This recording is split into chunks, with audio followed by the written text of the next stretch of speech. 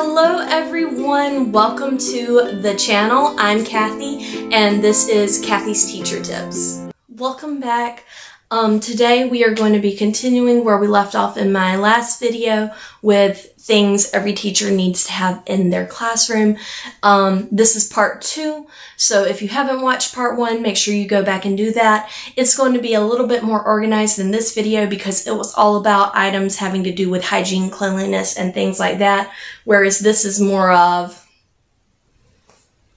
just a scattershot of random things that you need that it's easy to overlook. So here we go. First things first, hand soap.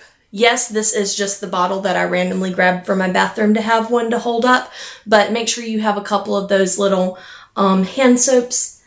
Doesn't really matter what kind, just have some for in case there's an emergency situation where the soap is out. Generally this will happen in a teacher bathroom because there will be just the one pump and it's been forgotten to be refilled or something like that, whereas the students have multiple pumps.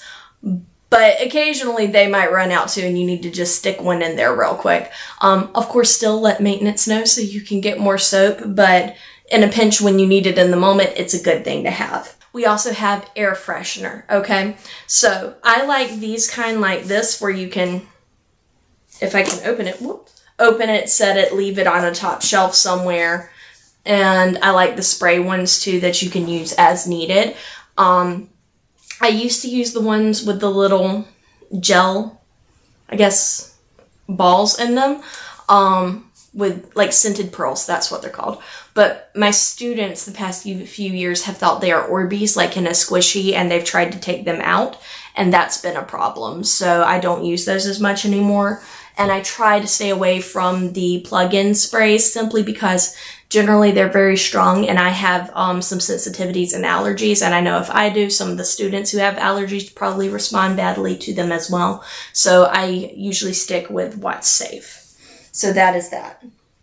Another item that's kind of random but is good to have that you need are rubber bands, because sometimes you just need to hold things together. You won't need these a whole lot, but when you do need them, you will need them. Say randomly you have a science experiment or a math problem where you're having to group things. Okay, we might need some rubber bands then. Say you've got a student who, for lunch, instead of bringing a snack-sized bag of chips, they brought a whole family-sized bag of chips, and now they need a way to close it. You fold it down, wrap a rubber band in it.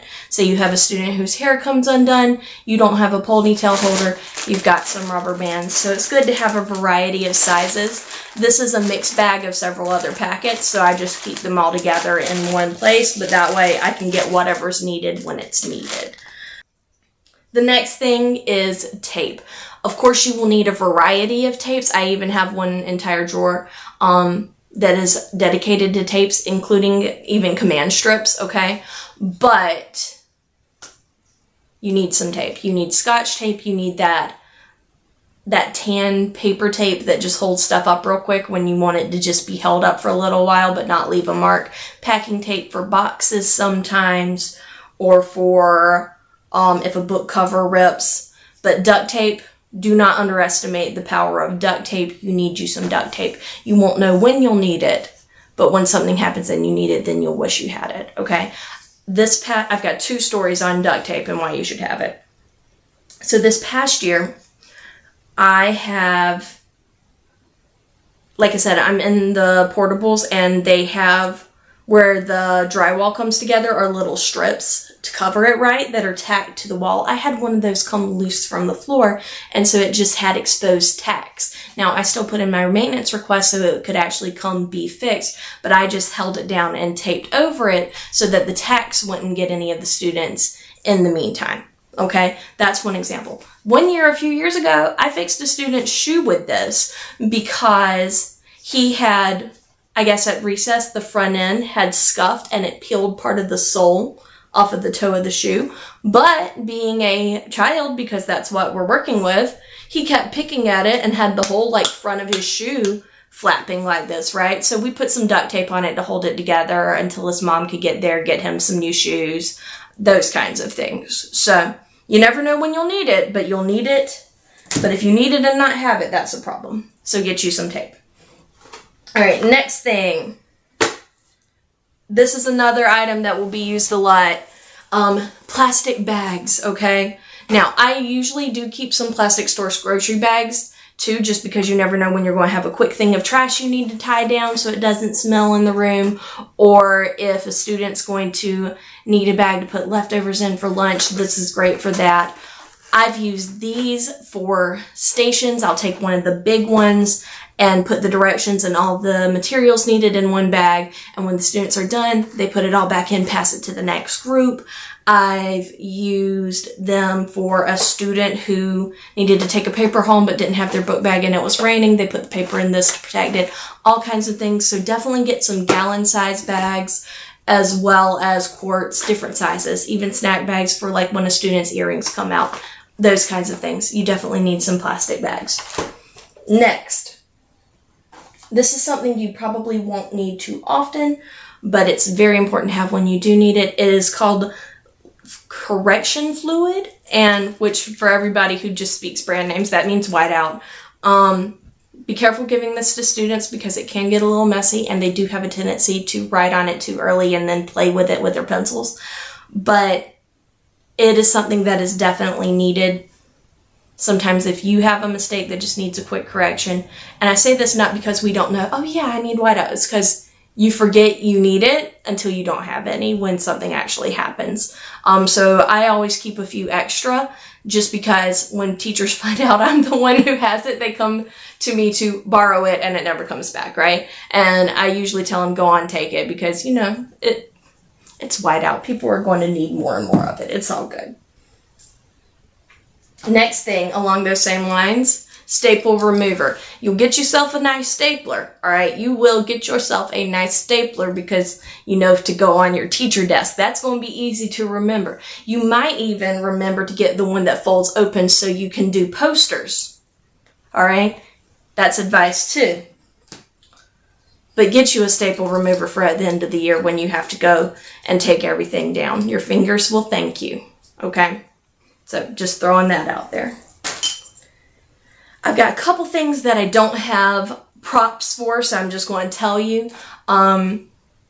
Get a mini dustpan, just because sometimes if a pencil sharpener spills or something like that, you need to sweep it up real quick. You don't need to bother the custodian for a full broom or anything like that, just a quick little choop, choop, choop. And you teach the students responsibility when they can clean it up themselves. Also recommend having a fly swatter. Be a little choosy with whether you let students be a helper for that job or not. And you won't need it necessarily often, but when you do need it, it pays to have it.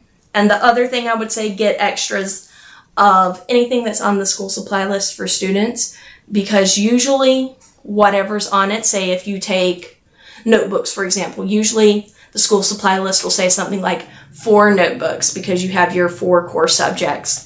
And that's good, but those only have enough pages generally to get you to December, okay? I usually put at least 5 on the school supply list. That way, whichever one students run out of first, they have a backup they can go to. But always have extras on hand because you never know when a student simply isn't going to have school supplies. Or, say for example, this year we're starting August 3rd, but tax-free weekend isn't until after that.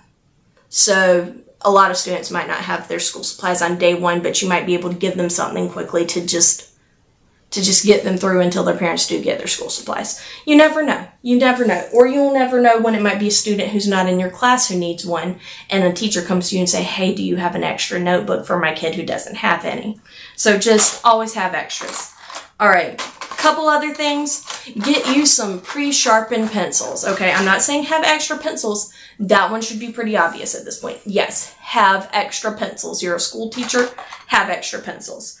But specifically also have some pre-sharpened ones for when you really, really need it. And that means end of the year state testing. So yes, I get them at back to school time, but I hoard them until state testing because even though each student will probably be issued like 2 each day of testing. Sorry about that, we cut off for a second. Anyway, as I was saying, have them for state testing because even though they're going to be issued pencils for state testing, you always want to have extras just in case they're not enough or you have a bunch of leads break or something like that. With that, I should have probably also said have extra erasers, but that's a conversation for another time, and normally those are included in school supply lists, and you normally have plenty of extra.